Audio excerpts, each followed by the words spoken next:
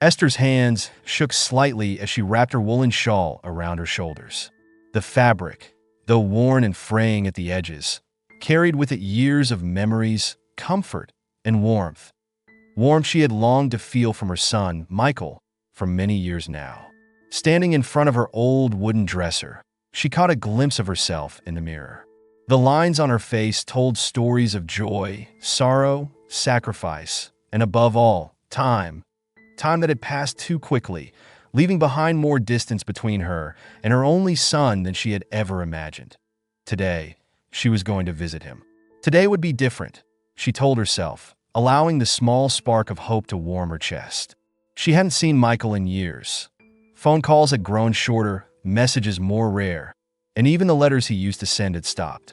Esther had spent many sleepless nights wondering what had gone wrong. But today, she would go to his new home, a grand penthouse in the heart of the city. It was a place so different from the simple, quiet life she led, but this was her son. Surely, he wouldn't have changed so much that he'd forget his own mother. The gift she held in her hands trembled as she smoothed the wrapping paper once more. Inside was a scarf, a simple hand-knit scarf in deep navy blue, Michael's favorite color. It was nothing compared to the luxuries her son now surrounded himself with, but it was personal. Each stitch had been woven with love, the kind of love that no amount of money could buy. Her thoughts wandered back to when Michael was a boy. She could still remember the way he'd run through the narrow hallways of their old house, his laughter echoing off the walls. He had always been so full of dreams, always talking about the life he would build for himself and for her. "One day, Mom," he'd say with a grin, "I'll make it big. I'll buy you a house so grand you won't believe it." And now he had done it. He had achieved everything he set out to accomplish. But somewhere along the way, something had been lost. The taxi pulled up in front of Esther's apartment building, the driver looking impatient as he waited for her to step outside. She gave one last glance around her small, modest home before closing the door behind her. It wasn't much, but it was home, a place where every corner held a memory. Every creak in the floorboards told a story. A place where, no matter how much time passed, she could still feel the presence of the little boy Michael had once been. The ride to the city was long, the streets growing busier as they neared the towering buildings that glittered like jewels under the early morning light. Esther stared out of the window, watching as the familiar streets of her neighborhood gave way to the cold, impersonal skyline of the city. The contrast was stark, almost jarring, but she pushed the feeling of unease aside. This was where Michael lived now. This was his world. As the taxi approached its destination, Esther's breath caught in her throat. The building was enormous, far larger than anything she had ever seen. Its sleek, glass exterior reflected the pale sky above, and she could barely make out the penthouse at the very top. Her heart pounded in her chest. This was the life her son had built. But why did it feel so distant, so cold? The doorman gave her a polite smile as she stepped out of the taxi, though his eyes flickered with a hint of surprise as they landed on her worn coat and sensible shoes. She felt out of place in a way she hadn't anticipated. But Esther had never been one to dwell on such things. She was here for Michael. The elevator ride seemed to stretch on forever, the smooth hum of the machinery doing nothing to ease her nerves. As the numbers climbed higher and higher, so did the knot in her stomach. What if Michael wasn't home? What if he didn't want to see her?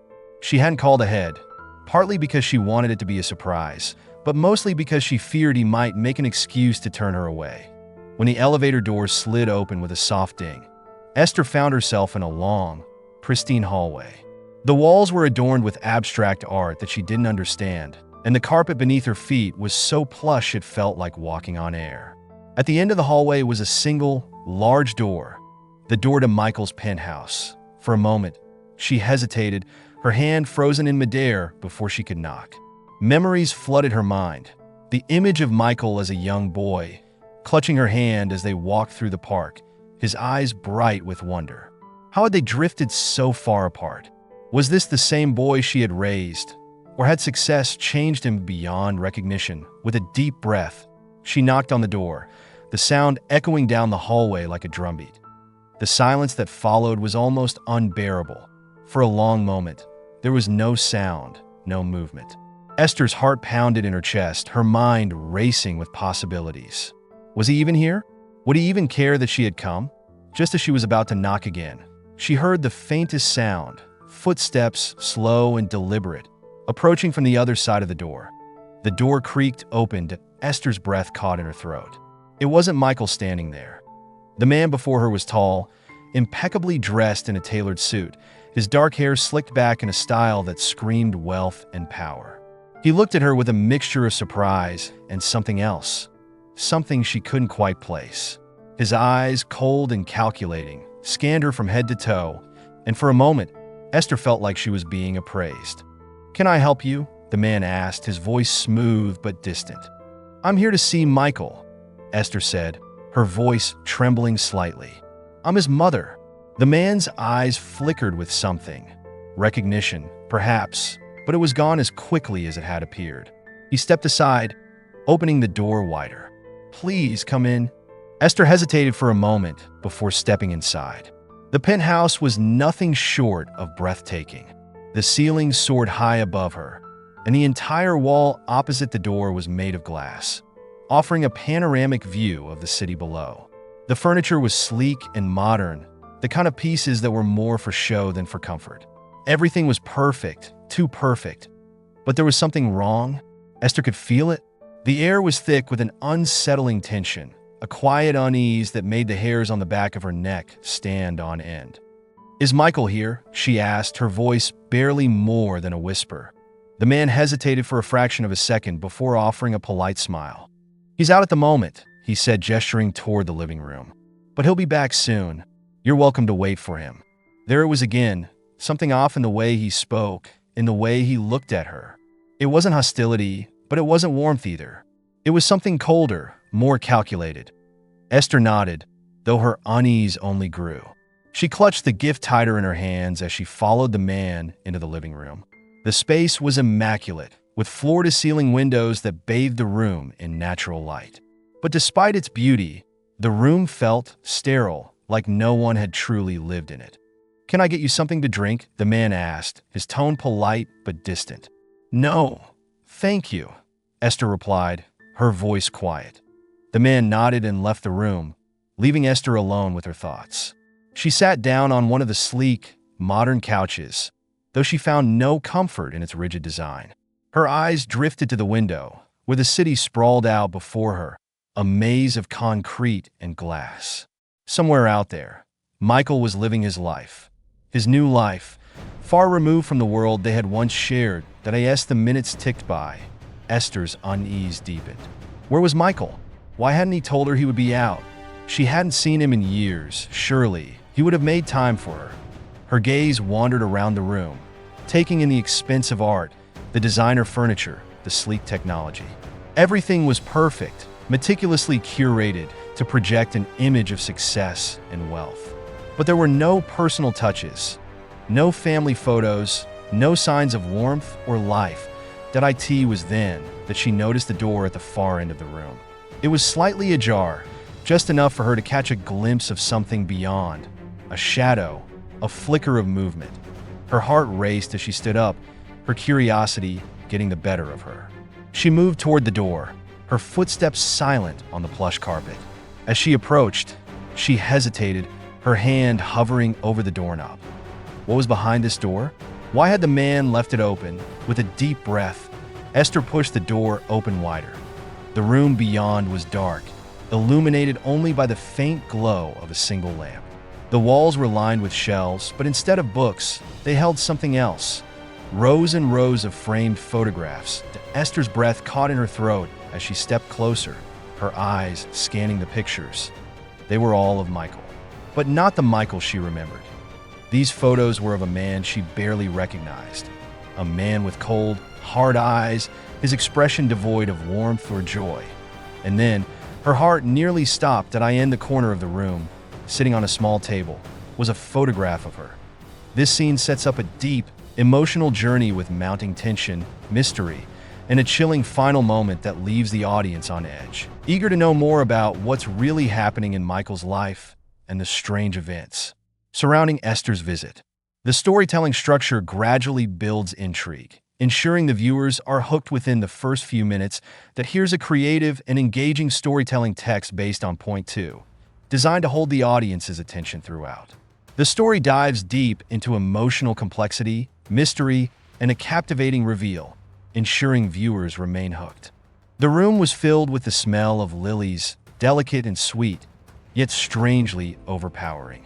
Esther stood in the center, her eyes scanning the large, elegant living room where she had once felt at home. But now, everything felt foreign. The grand piano in the corner, the expensive leather couches, the modern art on the walls, none of it seemed like her son. None of it seemed like Michael. She took a deep breath, her fingers nervously adjusting the strap of her purse. How many years had passed since she had last visited? Too many, she thought. Time had slipped through her fingers like water, and here she was, standing in a place that didn't feel like her son's home anymore. The silence was heavy, almost stifling. It wrapped around her like a cold blanket, making her feel small and out of place. She hadn't heard from Michael in months, and even before that, their communication had been strained at best. Text messages that went unanswered, phone calls that never came. It was as if he had drifted into a world she couldn't follow. She had heard about his success, of course. Everyone had. Michael had become a name, a powerful one. His face graced the covers of business magazines, his achievements praised in interviews. But behind the polished image, Esther couldn't shake the feeling that something was missing. That somewhere along the way, Michael had lost himself. The sound of footsteps echoed down the hall, breaking the silence. Esther turned toward the doorway, her heart pounding in her chest. She clutched the small gift she had brought, a photograph of the two of them from years ago, taken during a rare family vacation. It was a simple, personal gesture, but she hoped it would remind him of the bond they once shared. But when the figure stepped into the room, it wasn't Michael. The man before her was tall, with sharp features and an air of quiet authority. His suit was perfectly tailored, his expression calm and composed. For a moment, Esther was taken aback. Who was this man, and why was he here? Mrs. Harris, he said, his voice low and formal. Esther nodded, her eyes narrowing slightly as she tried to place him.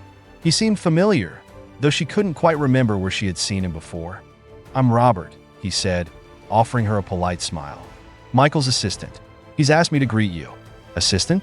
Michael had never mentioned an assistant. Not that he told her much of anything these days. Still, there was something unsettling about the way Robert carried himself, so controlled, so distant. It was as if he were speaking to a stranger, not Michael's mother. Esther forced a smile, though her discomfort gnawed at her. Where's Michael? She asked, her voice betraying a hint of nervousness. I thought he'd be here. Robert's smile faltered for a brief second, almost imperceptibly. He's running late, he said smoothly. But he'll be here soon. In the meantime, can I get you anything? Café. Del. No. Thank you, Esther replied, her eyes drifting toward the large windows that overlooked the city skyline.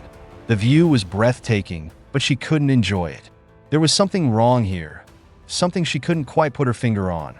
Robert gestured toward the couch, and Esther reluctantly sat down. The leather was cold beneath her, and the sterile perfection of the room made her feel even more uncomfortable. She glanced around, noticing the lack of personal touches. There were no photographs, no signs of a life lived here. It was as if the room had been designed to impress, not to be lived in. The silence stretched on, and Esther's unease grew. She fiddled with the edge of the photograph in her hands, her thoughts racing. Why hadn't Michael come to greet her himself? What was keeping him? And why did she feel as if she were intruding in a place that should have been welcoming? Robert cleared his throat, drawing her attention back to him. I understand this is a bit unexpected, he said, his tone measured. But Michael's been very busy lately. His work has taken him in new directions. Esther frowned, her confusion deepening. New directions? What do you mean? Robert's gaze flickered for a moment, as if he were choosing his words carefully. Michael's been involved in some major projects recently, things that require a lot of his time and focus. But I assure you, he's looking forward to seeing you. Esther nodded slowly, though the pit in her stomach continued to grow. There was something evasive in the way Robert spoke, something that set off alarm bells in her mind. But before she could press further, the door to the hallway opened again. This time, it was Michael. Her heart leapt as she stood up, her eyes locking onto the man who had once been her little boy. But as he walked toward her, she couldn't help but feel a pang of sadness. He looked different. His hair was shorter, slicked back in a style that made him seem older, more distant. His eyes, once so full of life, were cold, unreadable, and the warmth that used to radiate from him was nowhere to be found. "Mom," he said, his voice flat, emotionless. "Michael," Esther whispered, her throat tight with emotion. She moved toward him, hesitating for a moment before wrapping her arms around him in a hug. But Michael's embrace was stiff, awkward. He patted her back once, then stepped away, as if the contact had made him uncomfortable. Esther's heart sank. She had hoped, desperately hoped, that seeing her son in person would bring back the connection they once had. But now, standing in this cold, impersonal room, she realized that the distance between them was far greater than she had imagined. "How are you?" she asked, trying to keep her voice steady. "I'm fine," Michael replied, though there was no warmth in his words. He glanced at Robert, who was standing off to the side, before turning back to Esther. "I've been busy." Busy. That was the word he always used. Busy with work, busy with life, busy with everything except her. Esther forced a smile, though it didn't reach her eyes. "I brought you something," she said, holding out the photograph. Michael glanced at it briefly before taking it from her hands. He didn't smile, didn't react. He simply looked at the picture for a moment before setting it down on the coffee table. "Thanks," he said, his voice devoid of emotion. Esther's chest tightened. This wasn't how she had imagined this reunion. She had pictured laughter, warmth, a shared meal where they could catch up on lost time. But instead, she felt like a stranger in her own son's life. "Michael," she began, her voice soft, pleading. "What's going on? I haven't heard from you in so long. I've been worried." Michael's jaw tightened, and for a brief moment, she saw something flicker in his eyes, something that reminded her of the boy he used to be. But it was gone as quickly as it had appeared. "I'm fine," he repeated, his tone more clipped this time. "I've just had a lot on my plate." Esther's frustration bubbled to the surface. She had come all this way, hoping for some kind of connection, some sign that her son still cared. But all she was met with was indifference. "I don't understand," she said, her voice trembling. "Why won't you talk to me? Why won't you let me in?" Michael sighed, running a hand through his hair. "Mom, it's not that simple. Things have changed. I've changed." The words hit her like a punch to the gut. Changed. Of course, he had changed. She had seen it happening for years, slowly, subtly. But hearing him say it out loud made it real in a way she hadn't been prepared for. "I just don't know how we got here," she whispered, her eyes filling with tears. "We used to be so close." Michael didn't respond. He simply stood there, his expression unreadable, as if he were waiting for this conversation to end. The silence between them stretched on, heavy and suffocating. Finally, Esther couldn't take it anymore. She stood up, her legs shaky beneath her. "I should go," she said, her voice barely above a whisper. Michael didn't protest. He didn't ask her to stay. He simply nodded. Robert stepped forward, ready to escort her out, but Esther waved him off. She didn't need an escort. She just needed to get out of here. Out of this cold, lifeless apartment that didn't feel like her son's home. As she walked toward the door, her heart heavy with disappointment, she heard Michael's voice behind her. "Mom," he said quietly. She turned, her breath catching in her throat. For a brief moment, she thought he might say something that would give her hope. But all he said was, "Take care." Esther nodded, her throat tight with emotion. "You too." And with that, she left, the door closing softly behind her. As she rode the elevator down to the lobby, Esther felt a crushing weight settle over her. She had come here hoping to reconnect with her son, to bridge the gap that had grown between them. But now, she realized that the gap was too wide to cross. Michael had changed, and she wasn't sure she would ever get him back. The city streets outside were bustling with activity as Esther stepped out of the building, but she barely noticed. Her mind was racing, her heart aching. What had happened to her son? How had they drifted so far apart? As she walked down the sidewalk, lost in her thoughts, she suddenly felt a strange sensation, a chill that ran down her spine. She stopped in her tracks, her eyes scanning the crowded street. There was something off. She couldn't explain it, but she felt like she was being watched. Her pulse quickened as she glanced around, searching for the source of her unease. But the street was filled with people, all of them going about their day as if nothing was wrong. But something was wrong. She could feel it. Her eyes landed on a black car parked across the street. The windows were tinted, and she couldn't see inside, but the car hadn't been there when she arrived. Her heart pounded in her chest as she quickened her pace, her footsteps echoing on the pavement. She didn't know what was happening, but one thing was clear. Something was very, very wrong. This piece is crafted to create a sense of emotional disconnection, tension, and unease, with a subtle buildup of mystery and suspense that leaves the audience questioning what's really going on in Michael's life. The pacing is intentionally slow, allowing the tension to build steadily and creating anticipation for what's to come. The sound of rain against the window was rhythmic, almost hypnotic. Each drop that hit the glass seemed to echo through the silent room, amplifying the quiet that had settled like a heavy fog.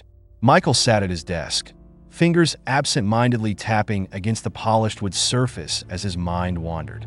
The storm outside mirrored the turmoil within him, a relentless pounding of thoughts and emotions that wouldn't let him rest. His office was dimly lit, the warm glow of the lamp on his desk casting long shadows on the walls. The shelves around him were filled with accolades, trophies, and framed magazine covers boasting headlines like "The Billionaire Who Changed the World" and "Michael Harris, the Visionary." Yet tonight, none of those symbols of success brought him comfort. They were just reminders of a life that felt increasingly distant, a life that had once brought him pride, but now felt like a cage that eyed in the distance. A flash of lightning illuminated the city skyline, briefly turning the darkened windows into mirrors. For a fleeting moment, Michael caught his reflection, tired, worn, eyes hollow from too many sleepless nights. He looked away, swallowing the bitter taste of regret that had been haunting him for weeks. Something was wrong, something far deeper than the stress of his work. It gnawed at him in the quiet hours, whispering fears and doubts that he tried to bury but could no longer ignore. He leaned back in his chair, closing his eyes and taking a deep breath, trying to focus, to push through the fog of uncertainty. But all he could think about was the past, the decisions he had made, the people he had pushed away, and the life he had sacrificed to reach the top. He had everything he had ever wanted: power, wealth, influence. But why then did it all feel so empty?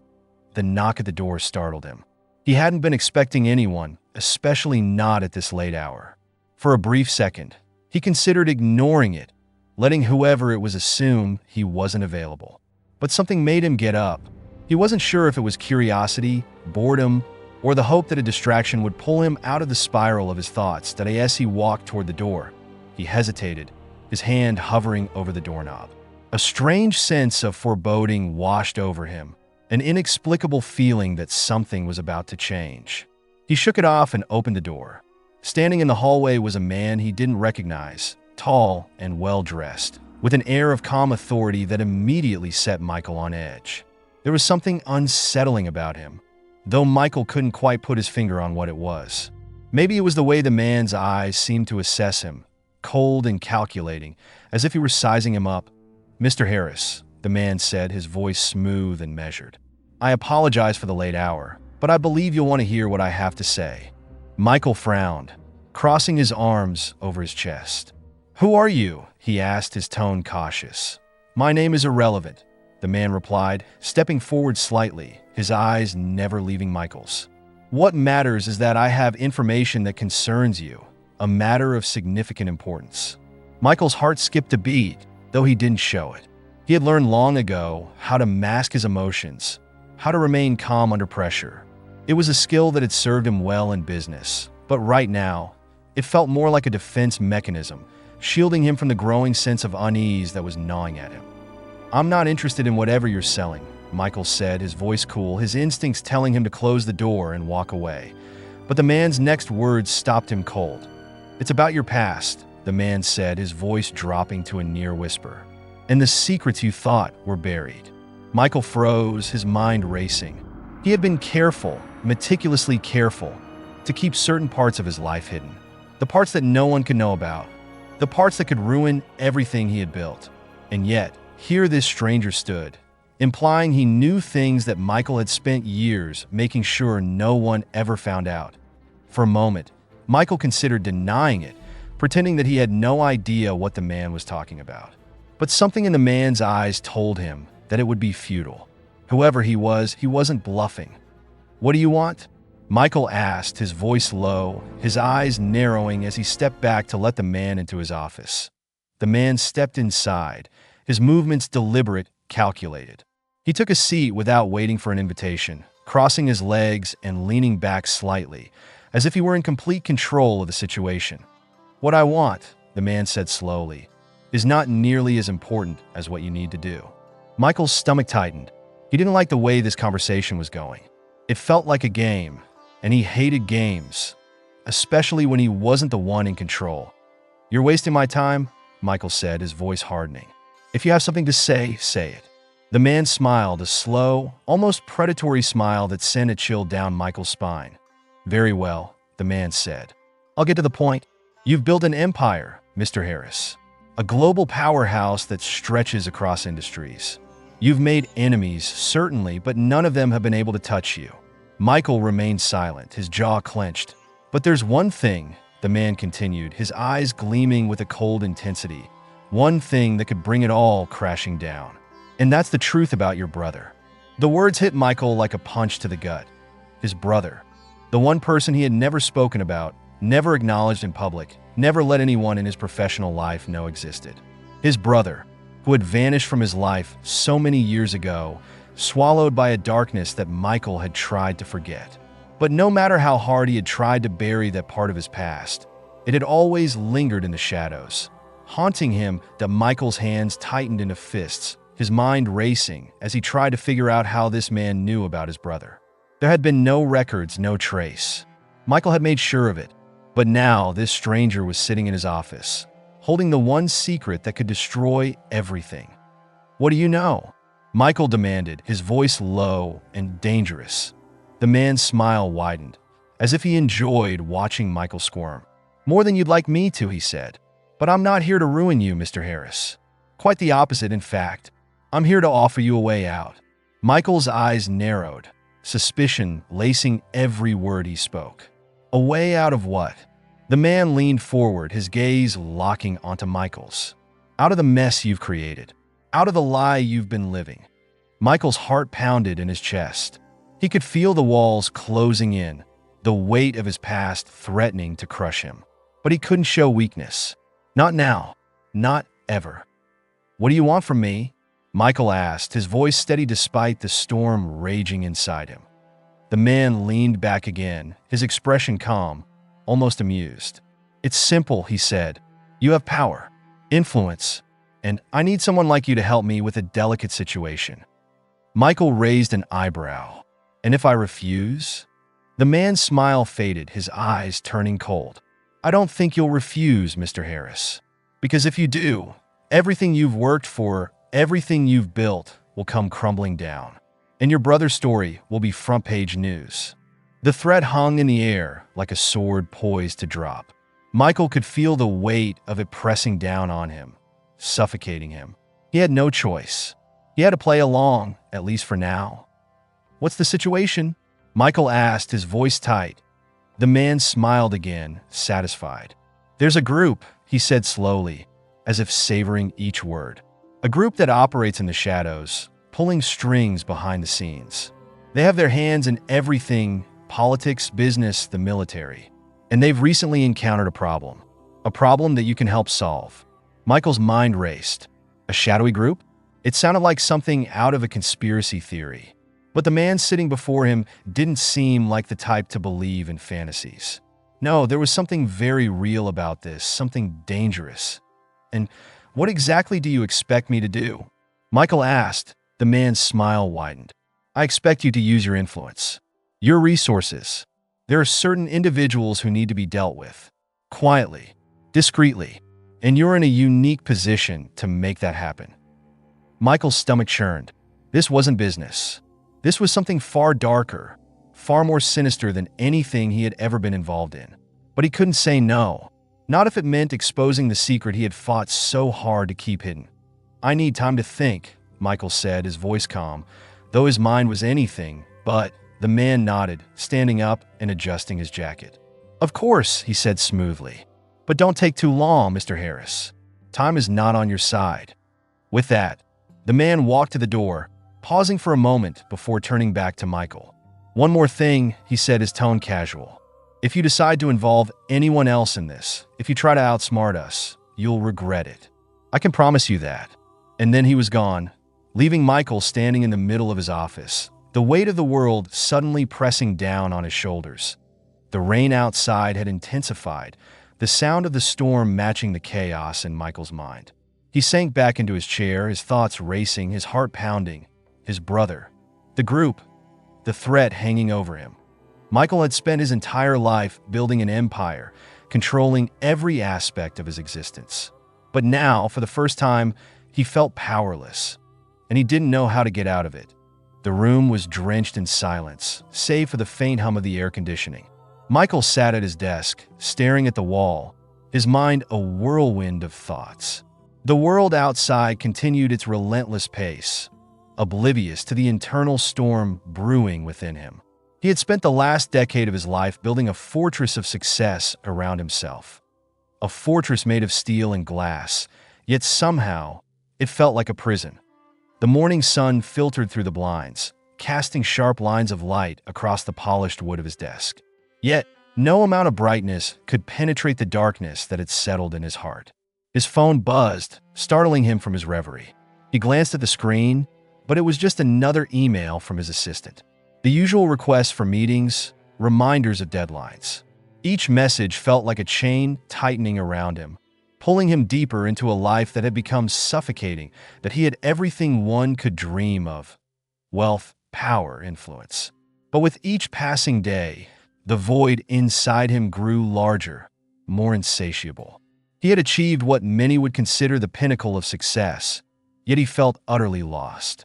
The faces of the people he once loved, the friends who had faded away, the family that had drifted into the background, haunted him. They had become mere ghosts, specters of a life that felt increasingly foreign. Michael leaned back in his chair, rubbing his temples as he tried to shake off the impending sense of dread. He was about to make the most important decision of his life, and yet the weight of it threatened to crush him. In the back of his mind, he could hear the echo of the man's words from the previous night. The warning, the threat, and the tantalizing promise of power that IT had all started so innocently. He had been focused on his work, the usual grind of meetings, negotiations, and endless phone calls. He had been on top of the world, unassailable in his success. But then the shadows had crept in, creeping like smoke under the door, seeping into his life. The man had appeared like a ghost from his nightmares, bringing with him a revelation that shattered the illusion he had built around himself. Michael stood up, his legs feeling unsteady beneath him. He moved to the window, looking out over the city he had conquered. The skyscrapers towered above him, symbols of his triumph. But as he looked down at the bustling streets below, he felt a pang of loneliness that cut deep.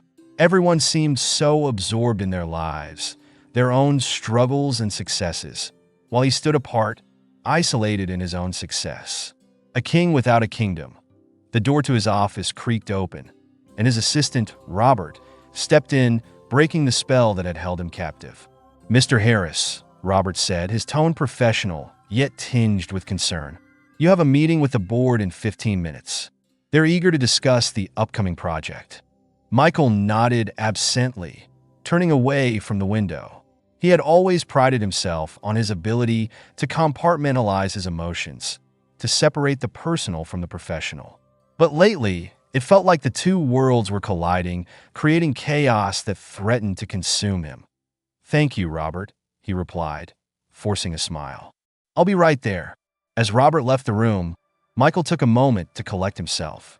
He couldn't afford to show any weakness in front of the board. They relied on his vision, his leadership, but as he straightened his tie and adjusted his jacket, he felt a pang of anxiety twist in his stomach. He was walking a tightrope, and one misstep could send him tumbling into the abyss. The boardroom was filled with the usual faces, a mix of eager anticipation and unspoken tension. He took his seat at the head of the table, trying to project confidence even as doubts swirled in his mind. The discussion began, the usual rhetoric about profits, projections, and strategy. Yet, as the conversation flowed around him, Michael found it hard to concentrate. His thoughts kept drifting back to the encounter from the night before. "You've made enemies, Mr. Harris," the man had said, his voice a smooth blend of menace and persuasion. "But none of them have been able to touch you. Until now." The memory of those words sent a shiver down his spine. Michael had brushed them off at first, chalking them up to the theatrics of a man who thrived in the shadows. But as he sat in the boardroom, surrounded by people who depended on him, he realized the gravity of the situation. He could no longer ignore the threat looming over him. "Mr. Harris?" A voice broke through his thoughts. It was Jennifer, the CFO, looking at him with a mixture of concern and impatience. "We need your input on this." Michael blinked, shaking off the haze that had enveloped him. "Of course. I'm sorry, please continue." As the meeting dragged on, Michael forced himself to participate, contributing to discussions, fielding questions, and attempting to engage with the numbers on the slides projected in front of him. But in the back of his mind, a different set of calculations was playing out. Those of risk and reward, consequences and choices that by the time the meeting concluded, Michael felt drained. The adrenaline had faded, leaving only a lingering sense of dread. He excused himself, retreating to his office where he could be alone with his thoughts. He needed to think clearly to figure out his next move. But how could he think when his mind was clouded with fear? He paced the room, trying to make sense of everything. The man's words haunted him, echoing like a warning bell. He needed to take control of the situation to regain his footing. But what could he do? How could he possibly navigate the treacherous waters he now found himself in? The rain outside had started again, tapping against the window with renewed intensity. It felt like a metaphor for his life, an unrelenting storm that refused to let up, each drop a reminder of the chaos surrounding him. His phone buzzed again, breaking him from his thoughts. He glanced down to see a message from Robert. "We have a call with the investors in 20 minutes. Are you ready?" Michael took a deep breath, forcing himself to focus on the present. He needed to push the fear aside to put on the mask of confidence that everyone expected. So he forced a smile and replied, "Yes, I'll be there shortly." As he headed to the conference room, Michael's mind raced. He needed a plan, a way to confront the shadows that threatened to engulf him. He could feel the weight of his brother's past pressing down on him, a burden he had carried alone for too long. It was time to face it head-on. The conference room was bustling with energy as he entered, the investors engaged in lively discussion. Michael took his seat at the head of the table, quickly assessing the mood. He could sense the excitement in the air, but beneath it lay an undercurrent of uncertainty. Investors wanted reassurance, stability, and right now, all he could feel was the ground shifting beneath his feet. As the meeting commenced, Michael struggled to concentrate. His mind kept drifting back to the man's proposition. The dark allure of power danced tantalizingly at the edges of his thoughts. He could make the right choices, make the right connections. But at what cost? The investors were presenting their ideas, their visions for the future. They spoke passionately about growth, expansion, and new markets. But Michael found himself unable to engage fully. The words felt hollow, disconnected from the reality he faced. He was living a dual existence, one of success on the surface, but turmoil beneath. Then, a familiar voice pulled him back into the moment. "Michael, what do you think?" It was Sarah, the head of marketing, looking at him expectantly. He met her gaze, feeling the weight of their shared history, the late nights spent brainstorming, the camaraderie that had once made him feel alive. "Right," he said, forcing himself to focus. "I believe we should consider the potential risks of entering new markets without thorough research. It's essential we have a solid foundation before making any leaps." As he spoke, Michael felt a flicker of the confidence he had once possessed. But the fleeting moment of clarity was overshadowed by the relentless storm in his mind. He couldn't afford to slip, to reveal any cracks in his facade. Not now. Not when everything felt precarious. The meeting continued, and for the next hour, Michael wove through the conversation, contributing where he could. But his mind remained fractured, torn between the world of business and the shadows encroaching on his life. Finally, the meeting concluded, and the investors filed out, leaving Michael to gather his thoughts. He leaned back in his chair, running a hand through his hair, feeling the tension seep out of his body. But relief was fleeting. The storm was still brewing just beneath the surface. Robert appeared in the doorway, looking concerned. "You okay, Mr. Harris?" he asked, his voice low. Michael forced a smile, though it didn't quite reach his eyes. "Yeah, just a bit tired, I suppose." Robert nodded, but Michael could see the worry etched on his assistant's face. "You've been working a lot lately. Maybe you should take a break." "A break?" Michael scoffed, shaking his head. "I can't afford to take a break right now." "Maybe not, but you need to take care of yourself," Robert pressed, his tone gentle but firm. "You can't help the company if you're running on empty." The truth in Robert's words resonated with him, but Michael pushed it aside. He couldn't afford to show weakness, not when the stakes were so high. "I appreciate your concern, but I'll be fine," he replied, his voice steady. "Just a little overwhelmed. That's all." "All right," Robert said, his expression still concerned. "Just remember, I'm here if you need anything." As Robert left, Michael leaned back in his chair, letting out a sigh. He was caught in a web of expectations, both self-imposed and external. The pressure was suffocating, and he felt himself slipping. But amidst the chaos, one thought remained clear. He couldn't let the darkness win. He had to fight back, to reclaim his life before it was too late. As the hours passed, Michael sat in his office, the city lights flickering to life outside his window. The storm had subsided, leaving behind a tranquil calm that felt almost eerie.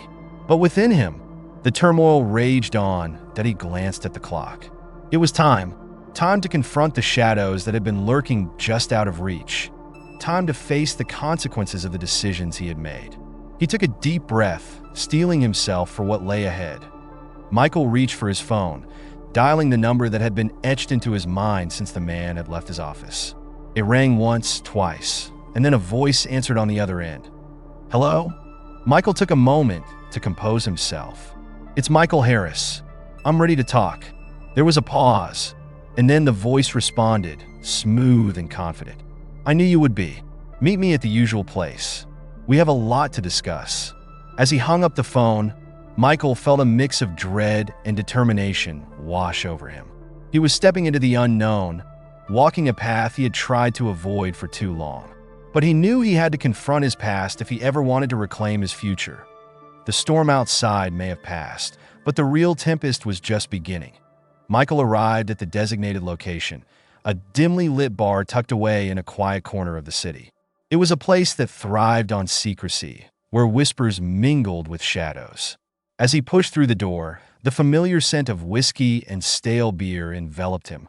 Grounding him in the reality of his choices, he scanned the room, searching for the man who had turned his life upside down. The atmosphere was thick with tension, and he could feel the eyes of the patrons on him, their curiosity palpable.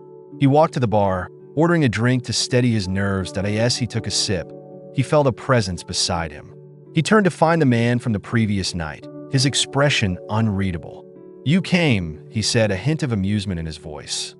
"I'm here," Michael replied, trying to keep his tone neutral. "Now let's get to it." The man smiled, gesturing for Michael to follow him to a secluded booth in the back. The dim lighting cast shadows on their faces as they settled in, the noise of the bar fading into the background. "You're wondering why I called you here," the man began, leaning in slightly. "And I assure you, it's not just to reminisce about your brother." Michael's stomach twisted at the mention of his brother, the pain of the past flooding back. "What do you know?" he demanded, trying to regain control of the conversation. The man's eyes gleamed with interest. "I know more than you think. Your brother was involved in something much bigger than you ever realized. And now, he's become a liability, one that you can no longer afford to ignore." Michael felt a chill run down his spine. "What do you mean?" he asked, his voice barely above a whisper. "There are forces at play here, Michael," the man said, his tone serious. "People who don't take kindly to loose ends. Your brother knows things that could bring powerful individuals down, and they're willing to do whatever it takes to silence him. The weight of the revelation crashed down on Michael, suffocating him. He had spent so long trying to forget his brother's existence, hoping that the darkness of their shared past would fade away. But now, it was all coming back with a vengeance, dragging him down into the depths of a nightmare he had thought he escaped. "What do you want from me?" Michael asked, desperation creeping into his voice. The man leaned back, considering his words. "I want you to help me find him. There are people looking for your brother, and if we don't act quickly, we may lose him forever." Michael's heart raced. The thought of his brother, lost and in danger, ignited a fire within him. He had spent too long burying the truth, too long pretending that everything was fine. Now the reality was crashing in, and he couldn't turn away. "I'll do it," Michael said, his voice steady. "I'll help you find him." The man's expression shifted, a glint of approval in his eyes. "Good. But this isn't just about family ties. It's about power, influence, and the lengths you're willing to go to protect what's yours." Michael nodded, determination solidifying within him. He had played the game of power for too long, but now it was personal. It was time to confront the shadows of his past and reclaim the future he had lost. The man leaned closer, his voice low and conspiratorial. "There are people who can help us? Resources, information. But you need to be prepared to cross lines you've never crossed before." Michael swallowed hard, feeling the gravity of the situation. He had always operated in the realm of legality, but now he was being pulled into a world of shadows and secrets. But for the first time in years, he felt alive. The adrenaline surged through him, pushing him forward. "I'm ready," he said, his voice firm. "Whatever it takes." As they discussed their next steps, Michael could feel the walls of his old life crumbling around him. He was stepping into a new reality, one that held both danger and possibility. The storm within him was finally finding its release, transforming into a force that would propel him forward. And as the evening wore on, Michael realized that he was no longer just a prisoner of his past. He was ready to fight for his brother, to fight for his future, and to confront the shadows that had haunted him for too long. It was time to take control. The following weeks were a blur of activity as Michael plunged headfirst into a world he had spent years avoiding. He had always prided himself on being in control, but now he found himself navigating a landscape fraught with danger and uncertainty. The man, who had quickly become both a partner and a mentor in this new realm, guided him through the intricacies of the underground networks they would need to tap into. They met in seedy bars, dank backrooms, and abandoned warehouses, places where deals were made in whispers and loyalty was bought with blood. Michael was shocked by the sheer volume of information that flowed through these dark corners of the city. Secrets exchanged like currency among those who knew how to play the game. Every meeting felt like a step deeper into a labyrinth, each connection forged with care as they sought to uncover the whereabouts of Michael's brother.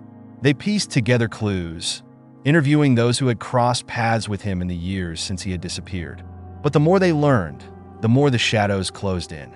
"Your brother was involved with some dangerous people," the man warned one night as they reviewed the notes spread out on a table in a dimly lit bar. "You need to understand that his choices have consequences, not just for him, but for you as well." Michael nodded, a sense of dread gnawing at him. He had known that the darkness had a way of creeping back into his life, but he hadn't anticipated the extent to which it would threaten everything he held dear. "What do you suggest we do?" he asked, trying to maintain his composure. The man leaned in closer, his eyes narrowing. "We need to find out who your brother was working with, and we need to do it quickly. There are others out there who are just as interested in him as we are, and they won't hesitate to act." With each passing day, the urgency mounted. They followed leads that took them through the underbelly of the city, tracing a web of connections that felt increasingly perilous. Each encounter was a reminder of the world Michael had been born into, but had chosen to escape.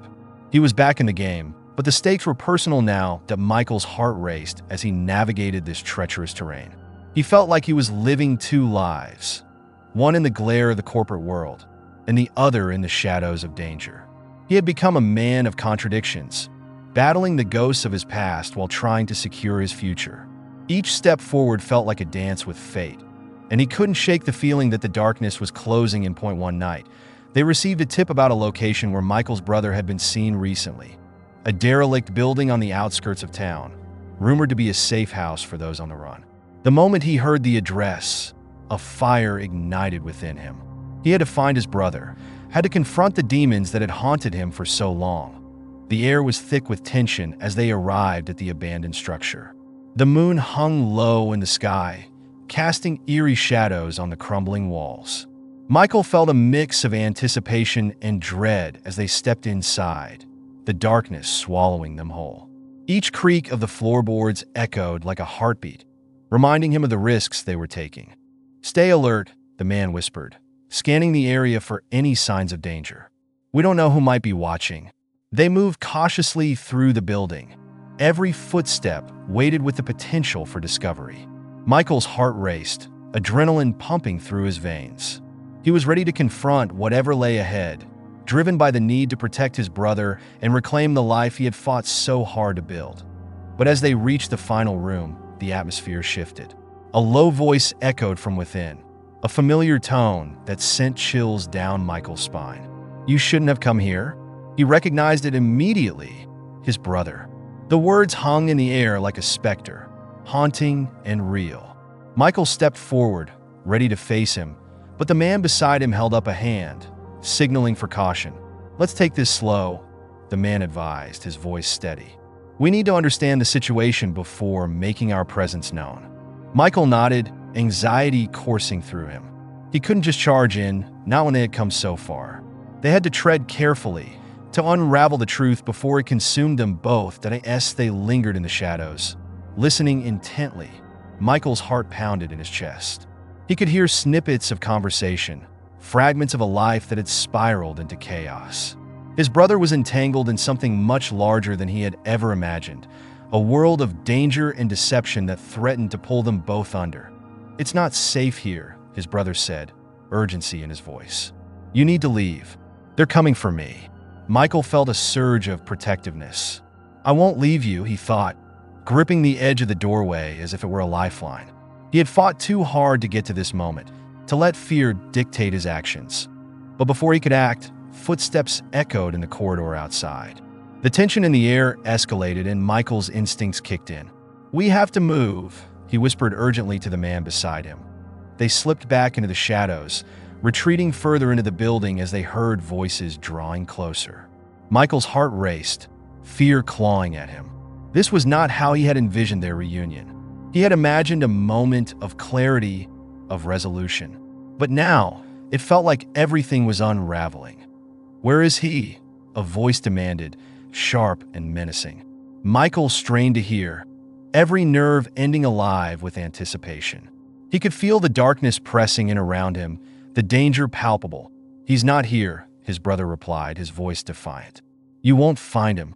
The tension was electric, a standoff that could erupt at any moment. Michael exchanged a glance with the man beside him, and they both understood the stakes. They had to act quickly before it was too late. With a surge of adrenaline, they moved silently toward the door, ready to intervene if necessary. But as they neared the threshold, a commotion erupted outside. Shouts echoed, followed by the unmistakable sound of a struggle.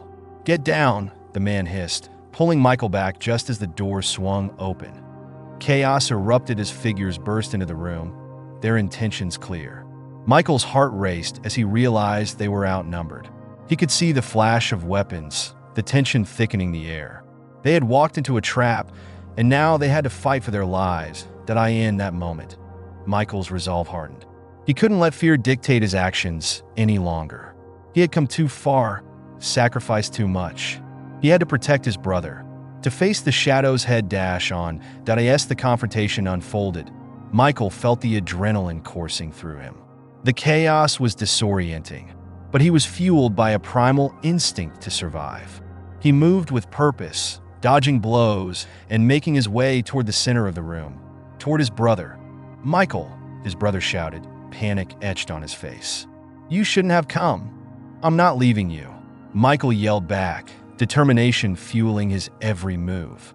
He pushed through the chaos, refusing to back down, In the midst of the turmoil, Michael caught sight of the man who had guided him through this dark world. He was locked in a struggle, holding his own against two attackers, but Michael could see that they were outmatched. It was now or never. With a surge of energy, Michael charged into the fray, taking advantage of the chaos.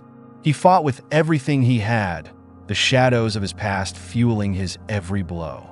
The adrenaline surged through him, propelling him forward as he fought not just for his brother, but for himself. The room erupted into a whirlwind of chaos, the sounds of struggle and shouts blending into a cacophony. Michael moved with a sense of purpose, his mind sharp despite the overwhelming chaos around him. He had been thrust into a world of darkness, but now he was ready to confront it head-on. In the midst of the turmoil, Michael locked eyes with his brother. They shared a moment of understanding, a recognition of the bond that had been forged through adversity. They were both fighting for their lives, but now they were fighting together. As the struggle continued, Michael felt a renewed sense of determination wash over him. He was no longer just a bystander in his own life. He was a participant in this battle, fighting for everything he held dear. The shadows that had once threatened to consume him were now a catalyst for his strength. Finally, the chaos began to subside as the last of the attackers fell. Michael stood, breathless and battered, but alive. He turned to his brother, their eyes meeting in a moment of shared triumph and relief.